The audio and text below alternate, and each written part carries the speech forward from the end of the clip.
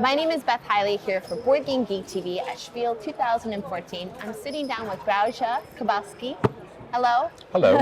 Of NSKN Games. There we go. NSKN Games. That's right.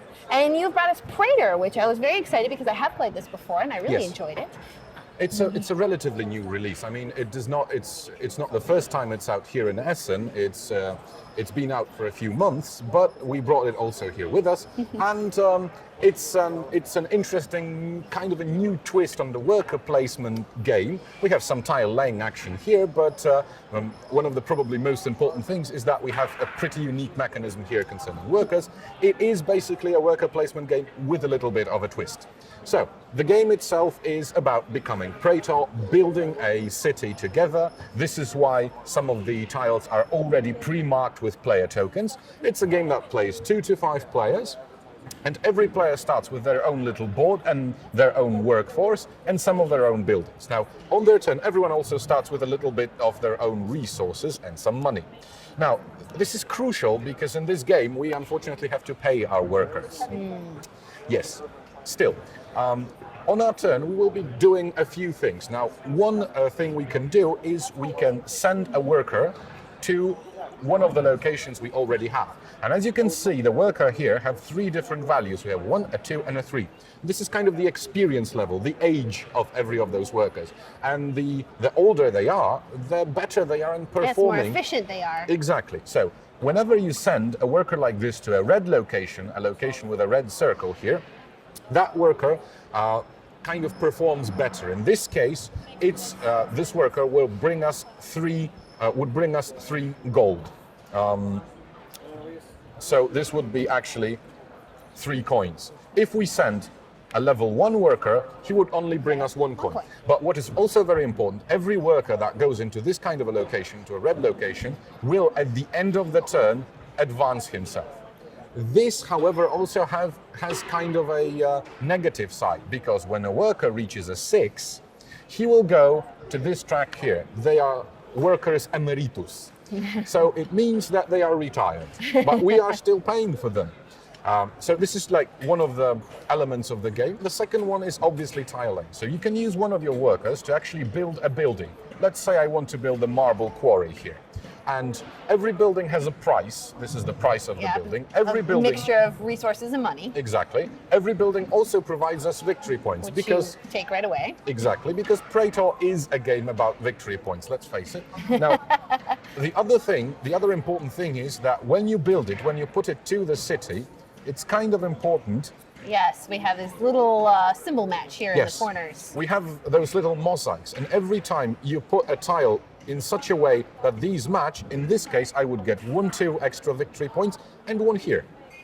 And then when someone places 1 here, they can, for example, easily score extra 3 points from this.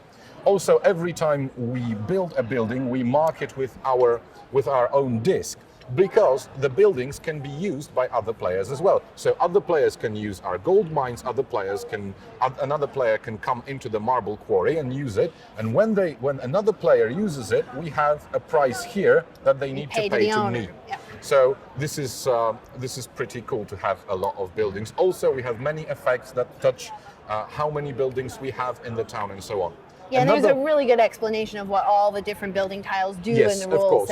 As they sort of come out, you can just look them up. Exactly. Every game comes with this kind of a big player aid, which helps you get to know what each of the buildings does, although the symbols are not very difficult. I mean, after a single playthrough, you know. Yeah, we were guessing. And then they're also rated that the more expensive, but the more powerful ones are going to come out later in the game. Exactly. That's the case because the deck of the tiles, it's divided into 2 parts. We have number 1s and we have number 2s. So we always look at the back. As you probably guessed, the number of players also determines which tiles exactly will go into this stack. And this is prepared before game. So every time it will play a little differently, although you can expect for specific tiles to appear, and you can kind of be ready to build the tile you really want to build. Finally, there is one more thing you can do in Praetor, by the way, because one of the buildings here allows us to build a wall. And the wall is pretty cool in the sense that every time we build a wall tile, we not only get this points, but we also place it like so next to our player board. And the next tile we build, this would be worth 7 points plus 3 we have from this tile. And then again we Chain, flip it. yep.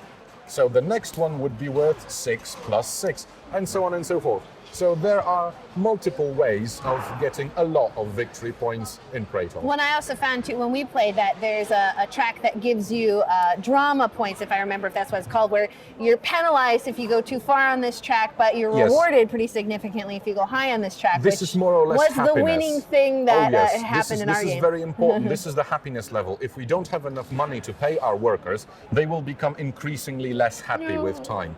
And that means that we will be losing those points at the end of the game. There are also other circumstances in which during game you can lose those points. There are some buildings which allow you to get points immediately if your happiness level is on the positive side. Also, to mix things up a little bit, because every A side board is exactly the same, but on the flip side we have B boards which are different. So if you know Praetor already, if you know it very well, you can start playing with the B boards. And by the way, kind of a little plug here at Essen, if you want to get the promo pack for Praetor, we have them, so you can kind of expand your game a little bit by actually adding a few new Bonus tiles. tiles. Well, fantastic, guys. Everybody should go check out Praetor. Definitely come to our booth.